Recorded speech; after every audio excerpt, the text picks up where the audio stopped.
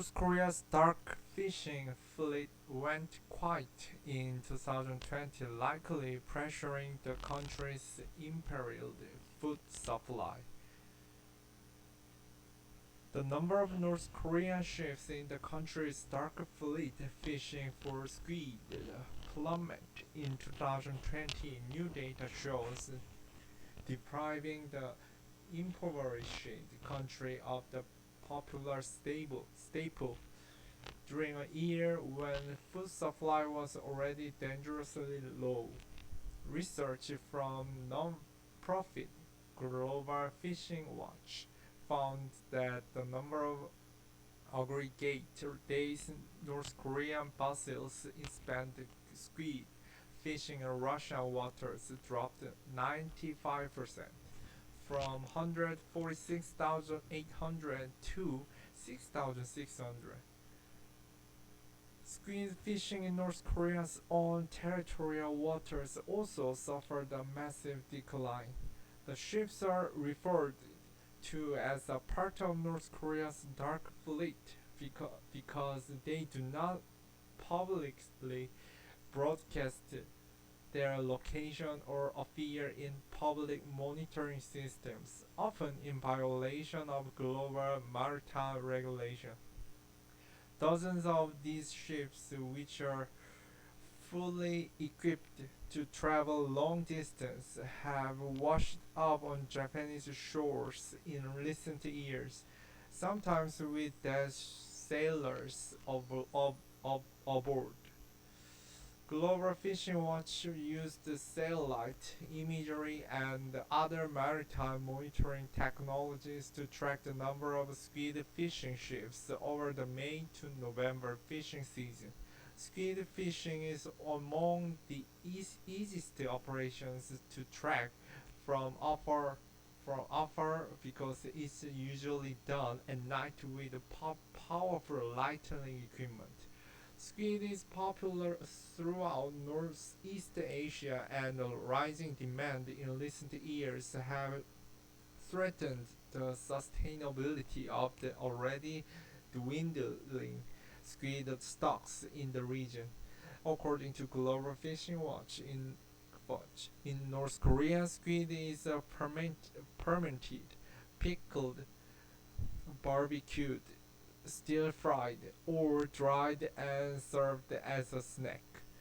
Jae-yoon Park, a senior data scientist at Global Fishing Watch, said the unprecedented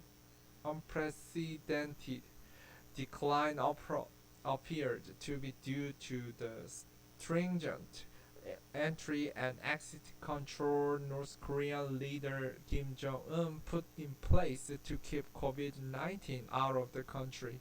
Experts believed Kim sealed North Korea's border the last year and severed the last of its scant ties with the outside world because he knows Pyongyang's declipped healthcare infrastructure would be overwhelmed by the coronavirus outbreak.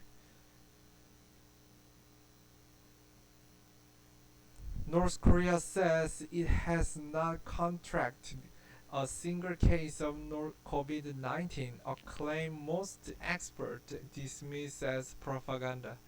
But the country has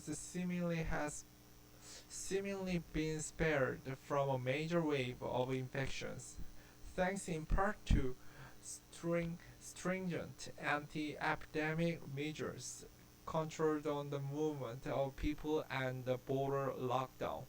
Those preventative measures, however, have proven costly. Trade between Beijing and Pyongyang, an economic lifeline most experts believe North Korea needs is to keep its people from going hungry, dropped by more than 80% in 2020, according to data from China's customs agency published Monday. Nearly 10.1 million people suffer from food insecurity in North Korea and are in urgent need of food assistance, according to an April 2020 report from the United Nations Office for the Coordination of Humanitarian Affairs. Pyongyang often struggles to adequately feed its people because of economic mismanagement, international sanctions, and the country's death of arable land and modern agricultural equipment.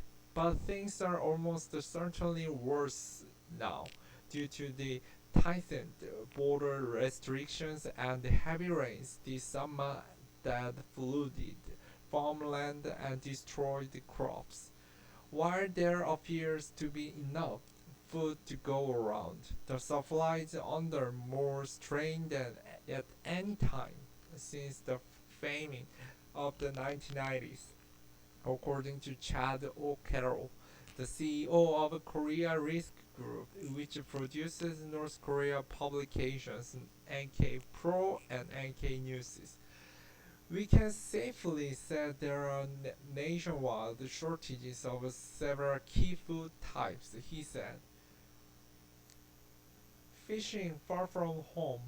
North Korean fishermen often operate illegally outside the country's own waters because of overcrowding.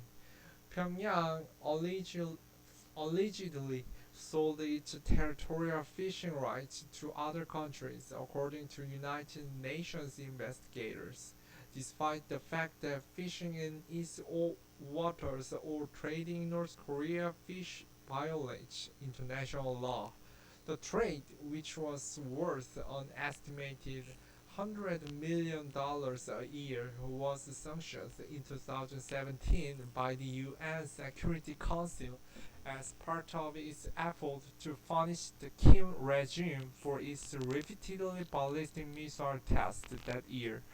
A groundbreaking study published by Global Fishing Watch in 2020 found that the squid fishing ships with ties to China were operating in North Korean waters and displacing North Korea's own fishing fleet, forcing many Likati boats to sail farther from home into Lotto, more dangerous seas.